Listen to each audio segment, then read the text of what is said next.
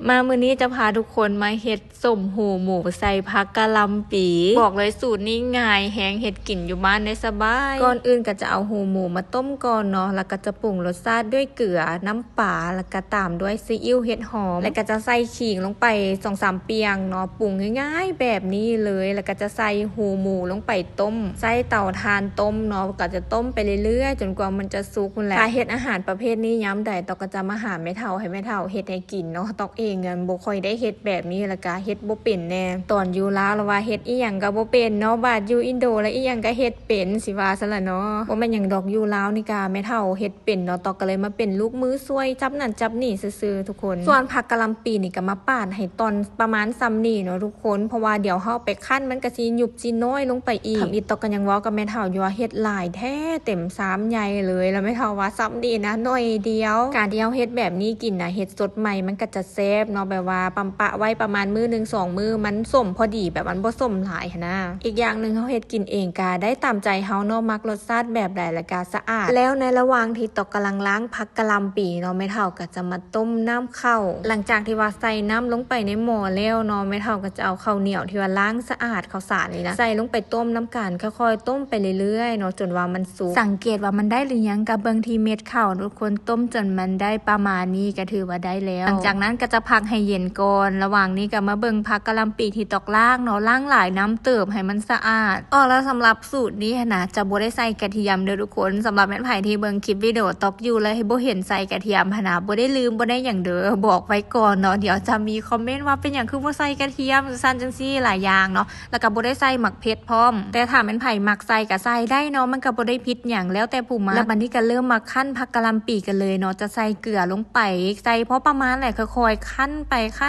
่นไปแล้วก็ใส่หอมบัวไปพร้อมเนาะหอมบัวนี่ก็คั่นรวมกันส่วนเกลือก็บ่ได้ใส่หลายบัดเดียวเนาะถ้าย้อยใส่ทีละหน่อยรู้สึกว่ามันคั่นแบบว่ายังบ่ได้ทีก็เติมเกลือลงไปอีกส่วนเราพักหอมบัวนี่ก็ซอยให้มันยาวๆแน่เนาะเพราะว่าเฮาคั่นไปเดี๋ยวมันก็จะหยบจะยุบเข้าสินะคือแม่ตอกเฮ็ดจังซี่น่ะก็จะบอกตอกเนาะสอนตลอดแต่ว่าอันนี้เฮ็ดจังซี่ต้องค่อยๆคั่นมันไปเด้อสินะแบบเฮ็ดคือซักเครื่องเลยก็ได้เพิ่นว่าค่อยๆคั่นไปเรื่อยๆเนาะจนว่ามีน้ำเต็มอยู่3แบบนี้ทุกคนก็ยังคั่นต่อไปจนมันได้ทีพุ่นน่ะทุกคนเบิ่งนี่คือซักเครื่องบ่แล้วส่วนเห็นว่าใส่เกลือไปหลายแท้มันสิบ่เค็มบ่ต้องตกใจเนาะเพราะว่าเดี๋ยวคั่นไปจักระยะนึงแล้วเฮาก็จะเอาไปล้างน้ำหลายรอบเนาะ 2-3 รอบจนว่ามันใสเห็นบ่จากผักกะหล่ำปีที่เต็ม3เนาะยังเหลือเท่านี้นึงบัดนี้ก็เอามาล้างน้ำสะอาดเนาะล้างจนมันสะอาดแล้วก็ปั้นน้ำมันออกจนมืดคือกันส่วนตัวตอกละแม่นค่อนข้างมักกินส้มผักกะหล่ำที่ว่าใส่หูหมูแบบนี้หลายกว่าส้มผักธรรมดาเนาะแต่กะใดๆก็คือมักทั้ง2แหละอันไหนที่เป็นอาหารบ้านเฮานี่มักที่สุดเลยถ้าฟังลาวก็จะเฮ็ดประมาณนี้เนาะบ่ได้ใส่น้ำส้มสายซุยหยังเลยบ่แน่ใจว่าฟังไทยก็เฮ็ดคือกันบ่หรือว่ามีเมนูนี้คือกันบ่เนาะอันนี้พอแต่ว่าล้างน้ำจนสะอาดน้ำเค็มมันออกหมดแล้วก็คั้นเอาน้ำมันออกอีกเทื่อนึงเนาะก็จะได้ประมาณนี้บัดนี้ก็มันเริ่มปรุงรสชาติกันต่อเนาะแม่เฒ่าก็จะใส่ผักกะหล่ำปีที่คั่นแล้วก็ใส่หูหมูที่ว่าต้มวังกี้แล้วเอามาซอยเป็นตอนแบบนี้แล้วก็คนๆให้มันเข้ากันแล้วเราก็จะใส่เกลือลงไปพร้อมเนาะคนๆรวมกันประมาณนี้แล้วก็จะถอกน้ำข้าวที่ว่าเฮาต้มแล้วเอาข้าวใส่ไปแน่หน่อยนึงขั้นตอนนี้เฮาก็จะซิมรสชาติคือกันเนาะทุกคนว่าความเค็มไม่อย่างมันได้ละบ่หั่นน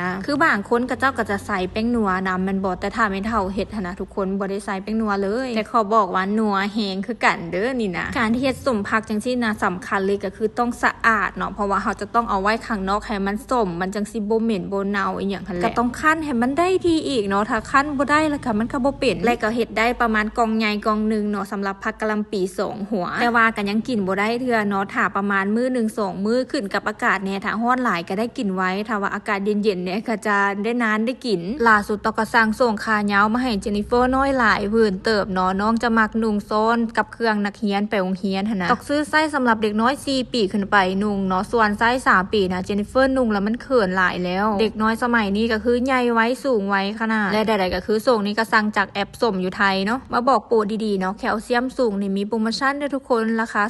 275 บาทหรือว่า 176,000 กีบที่สนใจสั่งแคลเซียมสามารถทักหาตอกได้เลยเนาะแต่ว่าสำหรับส่งแม่นตอกบ่ได้เอามาขายเด้อนี่ตอกก็ว่าจะชวนเจนนิเฟอร์กลับบ้านแล้วเนาะแต่ว่าพอเฒ่าหั่นนะเอามักม่วงมาให้กินเนาะก็เลยต้องได้อยู่กินมักม่วงต่อบ้าน ม่เฒ่าก็จะเป็นหกแน่เนาะข้างนอกเพราะว่ายังทาสีบ้านอยู่สีเป็นทาแต่เฉพาะด้านนอกเนาะด้านในบ่ได้ทาเพราะว่ายังแบบว่ายังใหม่ยังงามอยู่หั่นนะปอกมะม่วงอยู่เนาะพ่อเฒ่าก็เอานั่นเอานี่มาให้เบิ่งอีกได้หั่นตอนนี้เราแม่นเสี่ยวกับเจนนิเฟอร์ขนาดเนาะอยู่ๆก็ปีนขึ้นมาตอกละแม่นย่านมีดถึกเจนนิเฟอร์น้อยขนาดเลยมากสุดละแม่นมานั่งตักตอกเนาะเฮ็ดนั่นเฮ็ดนี่ก็มานั่งนำปีนี้นะรู้สึกว่าได้กินมะม่วงไวๆเนาะได้กินตั้งแต่เดือน2และนี่นะสาวน้อยเจนนิเฟอร์ก็มาท่ากินมะม่วงอีกเนาะแม่นเพิ่นมักแท้มากกว่ามะม่วงที่มันกำลังเริ่มสุกเนาะมันก็จะกรอบๆหวานๆแบบส้มๆแน่อุ้ยแซ่บขนาดเลยอันนี้ต้องกินคนเดียวหมดประมาณ2หน่วยเนาะที่จริงกินหลายก็บ่ดีบ่ทุกคนหลายคนว่ามันมีน้ำตาลหลายอันนี้เขาขอตัดภาพมาที่มื้อต่อมาเนาะทุกคนแม่เฒ่าก็มาเปิดเบิงส้มกะหล่ำปีนี่แหละว่ามันได้หรือมันสิบูดบ่มันก็ได้เนาะทุกคนมันบ่มีฟอดมนฟองแล้วก็บ่มีกลิ่นบูดใครอยากลองเฮ็ดตามสูตรนี้นะลองได้เด้อง่ายอีหลี